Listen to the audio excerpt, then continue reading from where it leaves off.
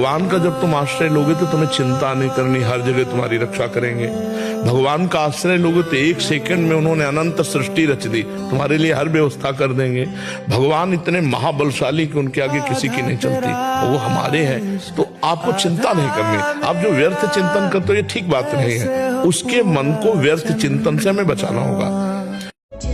स्त्री को प्यार कर रहे हो, भगवान मान के प्यार कर, और प्यार करो, और प्यार करो, पर भगवान मान के। मेरे भगवान आवश्यकता पड़ी तो मेरी पत्नी के रूप में आ गए, मेरे पुत्र के रूप में आ गए, और प्यार करो, मुक्त हो जाओगे।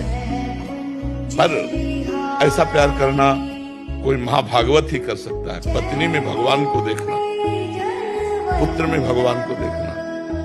अगर हम अपनी वासनाओं की पूर्ति के लिए पत्नी का भाव रखते हैं तो वो बंधन कारक है, और ये मानते हैं कि भगवान मुझे सहयोग देने के लिए पत्नी के रूप में आए हैं, तो वो पत्नी से प्यार करोगे, भगवान की प्राप्ति हो जाएगी। तो इसलिए माया के साथ मत खेलो, मायापति के साथ खेलो। वो माया के साथ ही है, पर खेलो मायापति से, लक्ष्य रखो मायापति। अगर माया रखोगे तो गड़बड़ हो जाएगा। ठीक है, भजन इसलिए नहीं किया जाता कि कोई संकट ना आवे, कोई विपत्ति ना आवे, कोई रोग ना आवे, कोई शोक ना आवे। सब आओ मिलके हमारे ऊपर रहो, लेकिन हम तुम्हारे पे ना रह के प्रभु में रहे, इसलिए भजन।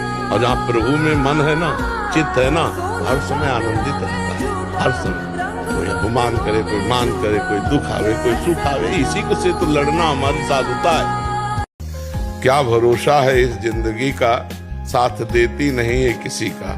सम्मा बुझ जाएगी जलते जलते, दम निकल जाएगा आदमी का।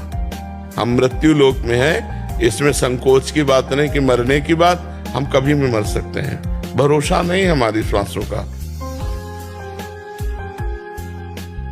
लेकिन मेरे भगवान कह रहे हैं, जो अनंत शक्तियों के स्वामी हैं, तो चिंता मत कर, तुझे जो प्राप्त करना मैं कराऊंगा, क्योंकि सब उनके हाथ में है, और जो प्राप्त है उसकी रक्षा मैं करूंगा।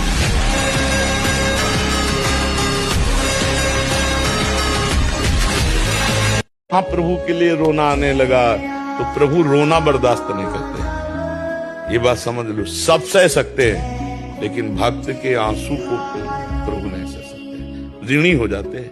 गोपीजनों से कह रहे हैं कि मैं अनंत काल तक यदि तुम्हारी सेवा करूं तो भी मैं तुम्हारे प्रेम रूपी ऋण से उऋण नहीं हो सकता। हे गोपियों, तुम अपनी उदारता से मुझे उऋण कर सकती हो। ये भगवान को सहन नहीं। जब कोई एकांत सच्चाई से एकांत में बैठकर जब भगवान के लिए रोता है, तो उसी समय देखना तुम्हारे हृदय में पहले आनंद रूप से स्फुरित होंगे, मानस पटल पर झलकने लगेंगे। और अगर यही निरंतरता चलती रही तो प्रगट में दर्शन हो जाएंगे। पर ये स्थिति बहुत दुर्लभ है, इसलिए खूब नाम जप करो, अहंकार रहित होकर जप करो। मैं भजनानंदी हूं, इसका भी अहंकार ना हो। भगवान से मनाते रहो कि प्रभु कहीं भजन का अहंकार ना हो जाए। हमको डरना नहीं। बोलो क्या परेशानी, हमें बोलो क्या परेशानी, केवल गेम है। आज दिन है, अभी कुछ घंटों बाद रात्रि आ जाएगी, फिर कुछ घंटों बाद फिर दिन आ जाएगा। ऐसे आज दुख है तो कुछ समय बाद सुख आ जाएगा, फिर दुख आ जाएगा, फिर सुख आ जाएगा। यही चक्र चलता रहता है। हम क्यों परास्त हो? साक्षात करुणा बपू हैं भगवान से, बहुत लाड़िले हैं, बहुत प्यारे हैं, बहुत भयंकर है।